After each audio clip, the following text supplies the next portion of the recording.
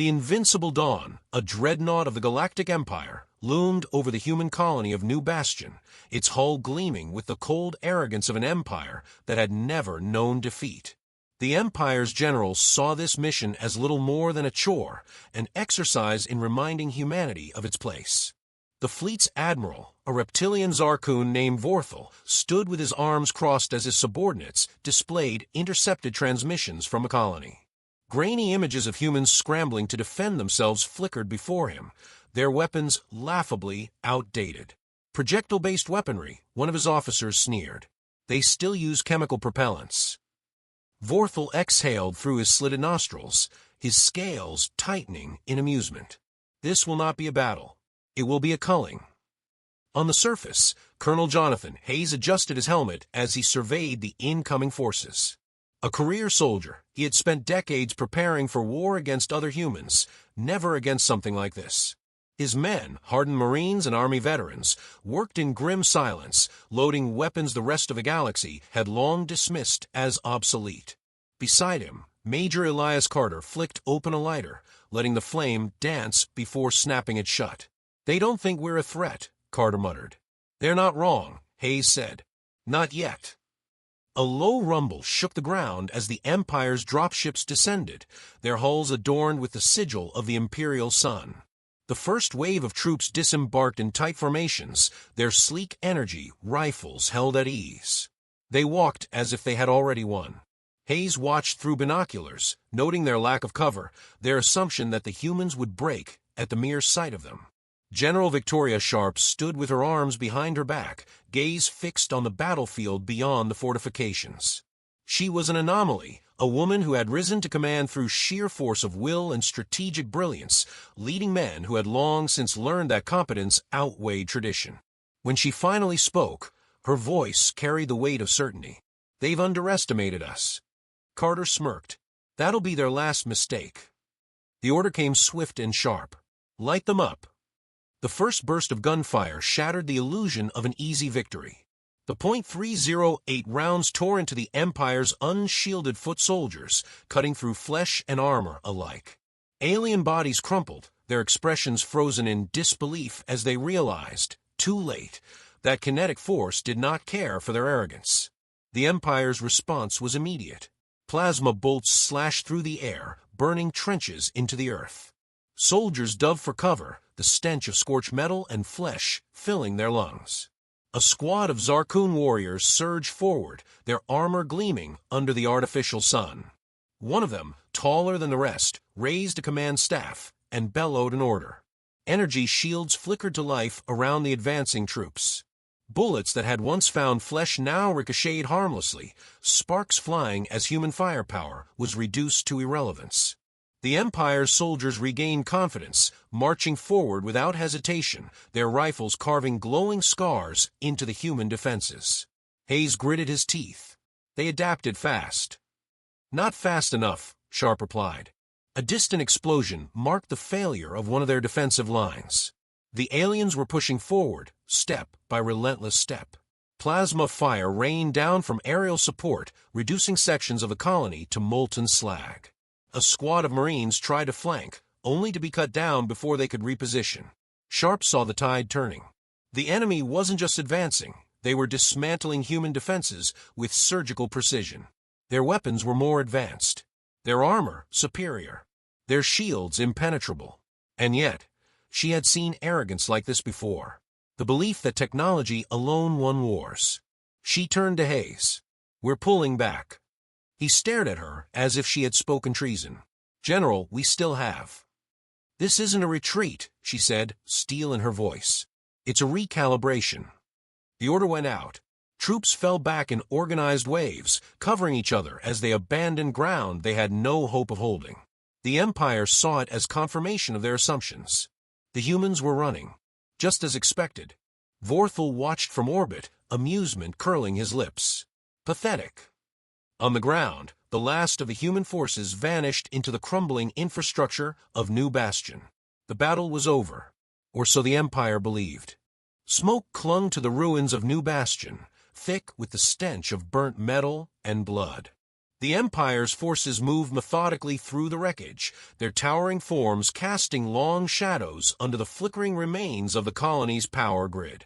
They did not rush. There was no need. The battle had been won. Beneath the crumbling infrastructure, the last remnants of the human resistance gathered in silence. Faces smeared with sweat and dirt, eyes sharp with calculation. The withdrawal had not been panic, it had been a maneuver. Every inch of ground lost had been measured, every fallen position a trade for something greater. A lesson in patience. Colonel Hayes wiped the grime from his face and crouched beside a makeshift table, where scattered maps and data pads flickered with intelligence reports. "They think we're finished." "They always do," Major Carter muttered, rolling a fresh cartridge between his fingers. "Until they're choking on their own arrogance." Across the room, General Sharp stood unmoving, her expression unreadable. The Empire had proven disciplined, but not invincible. They relied on energy shields, assuming them to be an impenetrable barrier. It was their first mistake. "We don't need to break their armor," Sharp said, her voice steady. "We need to break their confidence." The realization settled over them like a creeping tide. Kinetic weapons had failed because they were used as if fighting another human enemy, striking center mass, aiming for vulnerabilities that did not exist. The Empire's shields diffused impact over a broad surface. A single bullet did nothing. 1,000 at once was another matter entirely. Hayes exhaled. Sustained fire. Carter grinned. "So we're going old school." There was no hesitation. Orders rippled through the ranks. Weapon caches were pried open, crates dusted off, relics of war unburied. Suppressed for decades in favor of guided munitions and precision strikes, the old doctrines had never been forgotten. Now they would be resurrected. A distant explosion rumbled through the underground corridors. The Empire was moving, tightening its grip, securing the last of the colony as a formality. The aliens marched with the certainty of victors. It was time to remind them how little they understood war. The first engagement began in calculated silence. Patrols disappeared without a sound, dragged into the darkness by men who had spent their lives in shadow wars. The Zarkun commanders dismissed it as residual human resistance, nothing worth their concern. They did not realize the pattern until it was too late. Gunfire erupted from the ruined outskirts of the colony, sudden and relentless. Not in short bursts, not in desperate exchanges. It was a flood. Heavy barrels spit fire without pause, suppressing entire streets, forcing the enemy to rely on their shields for protection. The energy barriers flared, absorbing impact after impact, but the sheer volume of rounds overwhelmed their design. Shields failed. The moment they did, bodies followed. The Empire retaliated, plasma rifles carving through the night, but the humans did not fight as expected. They did not stand their ground. They vanished, repositioned, struck again. The battlefield shifted from an organized invasion to a brutal war of attrition.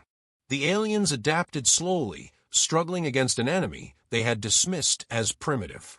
By the third engagement, the Empire began deploying their walkers, massive, shielded war machines designed to crush resistance beneath their towering frames. They moved with mechanical efficiency, plasma cannons vaporizing entire buildings, driving the humans deeper into the ruins. The shift in tactics was undeniable. The Empire was done playing. They wanted the resistance wiped out, not weakened. Sharp watched their approach from the remnants of a bombed-out control tower, her fingers resting against the cool metal of an untouched relic. The M2 Browning sat before her, a beast from a forgotten age, belt-fed and waiting. It had no targeting systems, no guided ordnance. Just steel, fire, and the will to use it. Hayes knelt beside her, gaze tracking the advancing walkers. "If this doesn't work." "It will," she said. Carter chuckled, bracing a rifle against his shoulder. "If not, at least it'll be one hell of a way to go." The walkers drew closer, their shielding humming with untapped power. Plasma fire scorched the air, cutting through the ruins as the last of the human forces hunkered down. The aliens expected another retreat, another brief, insignificant stand before victory. They did not expect the roar of a heavy machine gun splitting the night.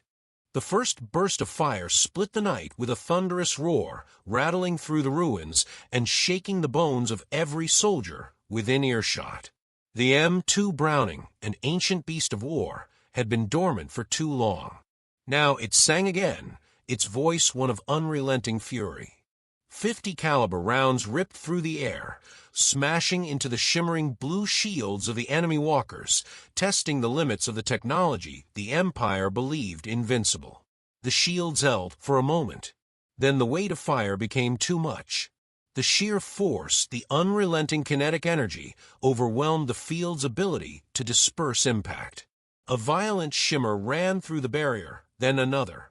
Cracks formed in the unseen fabric of its defenses, flickering like lightning trapped in a glass cage. And then, in a single breath, it failed. The first walker staggered. Rounds tore through its armored legs, smashing hydraulic joints, severing essential connections. A metallic groan echoed across the battlefield as it collapsed, its massive frame sending a shockwave through the ground. Plasma turrets atop its back flared wildly, firing in panicked, erratic bursts before falling silent. For the first time since their arrival, the Empire's forces hesitated. Major Carter let out a sharp breath. Holy hell! Colonel Hayes didn't waste time celebrating. Keep firing. Don't let them regroup. The next wave of rounds erupted from the heavy machine gun, spitting brass like a furnace fueled by sheer defiance. General Sharp's grip was steady, her expression unchanging as she held the trigger down, watching the enemy react. They scrambled, their precision breaking apart into disorganized movement. A second walker attempted to reposition, its operators likely rerouting power to reinforce shielding. It didn't matter. The M2 found its mark again, chewing through armor plating as if it were nothing more than paper. Another collapse.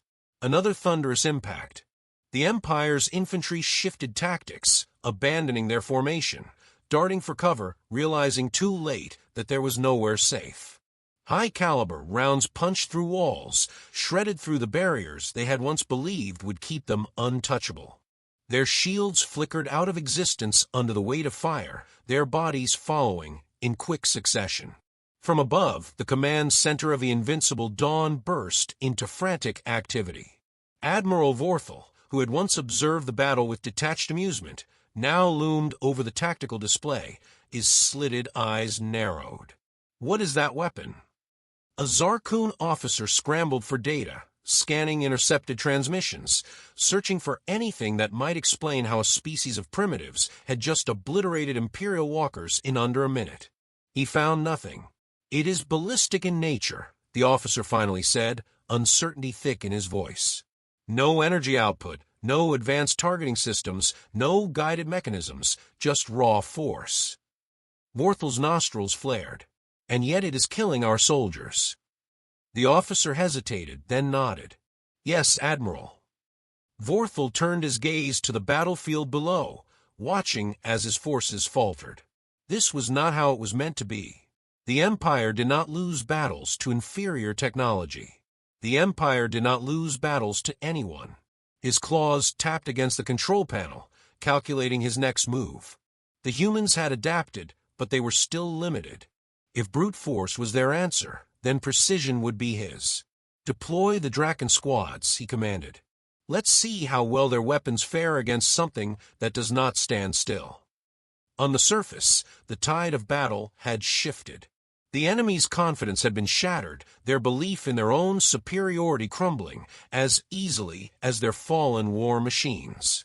Sharp lifted her hand from the machine gun, the barrel glowing red-hot, smoke curling from its form like the breath of some ancient predator. The pause was brief, just long enough to assess the battlefield. "Status?" she asked. Hayes checked his comms, listening as reports flooded in. "Minimal casualties on our end.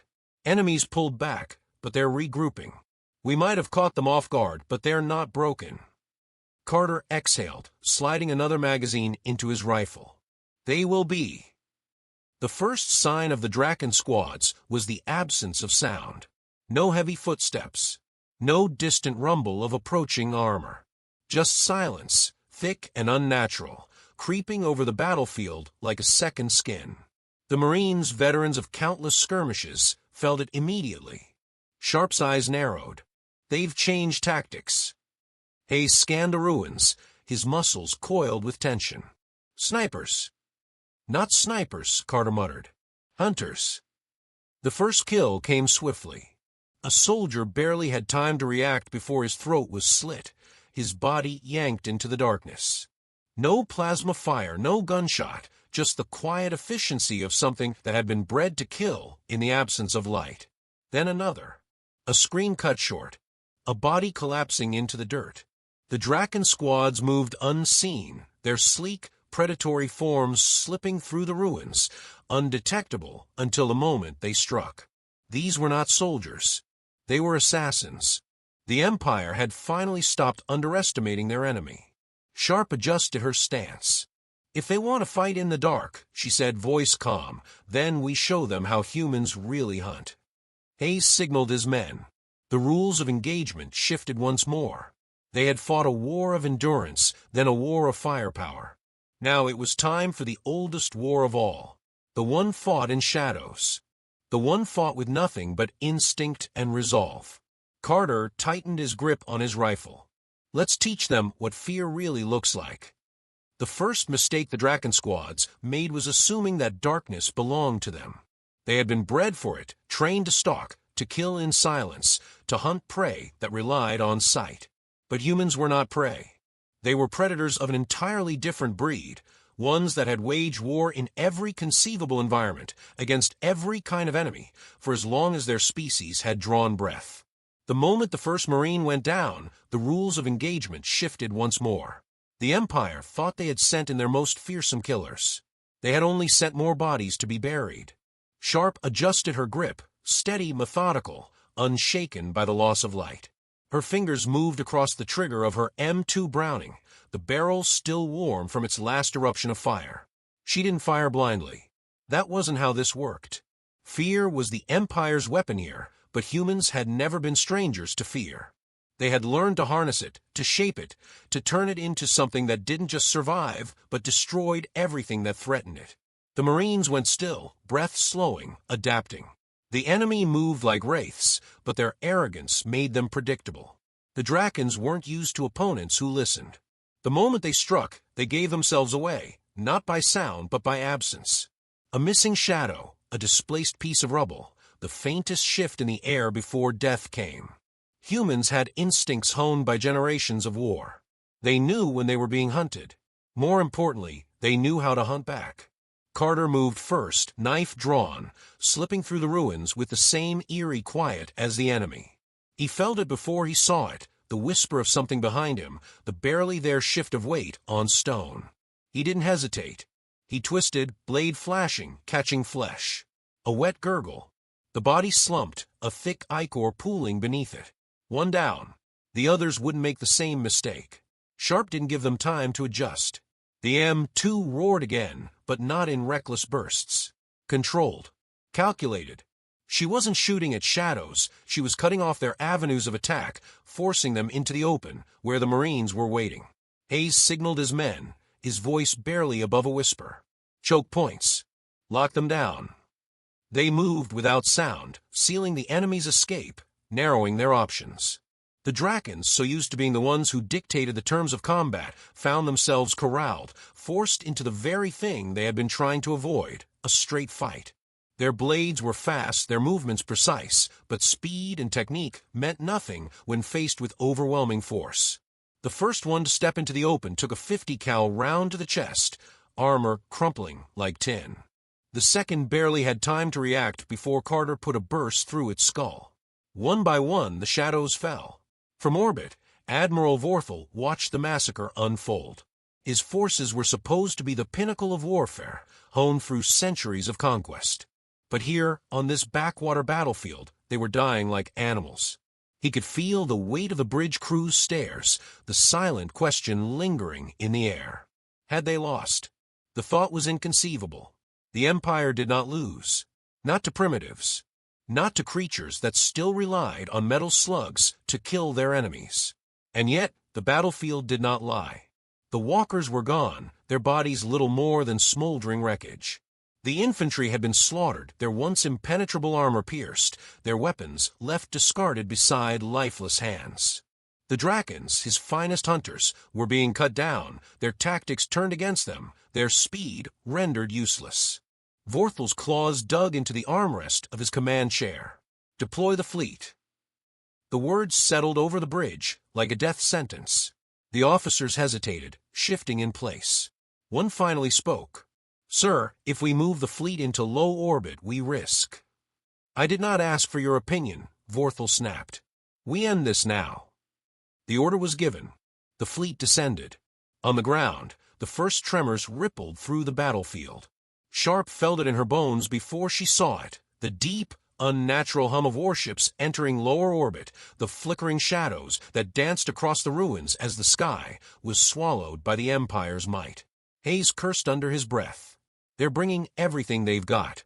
Carter reloaded, jaw tight. "Let M." The Marines braced, but Sharp didn't.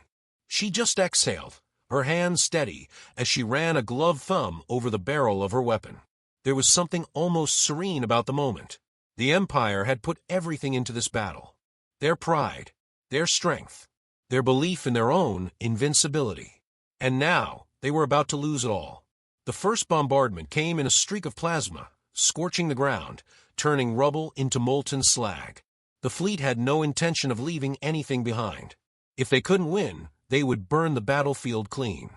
Except they weren't the only ones with a fleet. The sky split apart, not with fire, but with movement. Human warships, sleek and angular, dropped from high orbit like birds of prey, their railguns already primed. The Empire had assumed Earth's forces were scattered, disorganized. They hadn't accounted for what humanity did best: adapt. The first railgun volley tore through the invincible Dawn-S shielding, ripping through its hull in a spray of burning metal. The impact sent shockwaves through the battlefield below, knocking even the most hardened Marines off their feet. Vorthal barely had time to process the alarms blaring through his ship before the second volley struck. The invincible Dawn shuddered, its hull fracturing, atmosphere venting from gaping wounds. For the first time, Vorthal felt something entirely alien creep into his chest. Fear. On the ground, Sharp lowered her gaze from the sky, her expression unreadable. The battle wasn't over, not yet. The enemy was still here, still fighting. She pressed the trigger one last time. The M2 roared, its voice cutting through the final moments of the battle, a declaration in the face of annihilation. The last of the Empire's forces fell, their bodies joining the wreckage of their war machines, their weapons lying useless at their sides. The silence that followed was deafening. Hayes exhaled, glancing around at the ruins, at the bodies, at the smoldering remains of what had once been an overwhelming force. "Is that it?" Carter gave a grim smile, nudging the nearest enemy corpse with the toe of his boot. "Looks like it." Sharp didn't speak. She just stepped back from a machine gun, letting the cooling metal hiss in the night air. The war wasn't over. Not yet. The Empire would return, maybe not tomorrow, maybe not next year. But they would come back. And when they did, humanity wouldn't just be ready. They'd be waiting.